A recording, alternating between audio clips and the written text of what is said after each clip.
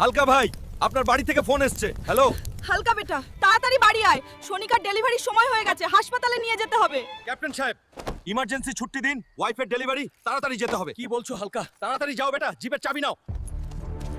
শনিকা, কাঁদিস না, আমি এসে গেছি, এখনই হাসপাতাল নিয়ে যাচ্ছি।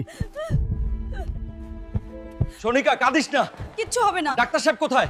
তাড়াতাড়ি আসুন, এটা সিরিয়াস কেস, সিজার করতে হবে। হালকা বেটা, টেনশন করিস না, আল্লাহর উপর ভরসা রাখ, সব ঠিক হয়ে যাবে। হ্যালো, কে? হালকা, তোমাকে আজ রাতের মধ্যে ডিউটি জয়েন করতে হবে। পাকিস্তান থেকে বর্ডারে হামলা করেছে, শিগগিরই চলে আস। বেটা, তুই কোথায় যাচ্ছিস? শনিকাকে এই হালতে ছেড়ে? মা, আমাকে রোকো না, এক ফৌজির জন্য দেশই সব। আপনি আমার জন্য দোয়া করুন। হালকা, বর্ডারের হালত পুরোপুরি বিগড়ে গেছে, এখনই রুখতে হবে, না হলে ভারতের জন্য মারাত্মক বিপদ। তাড়াতাড়ি পজিশন নে।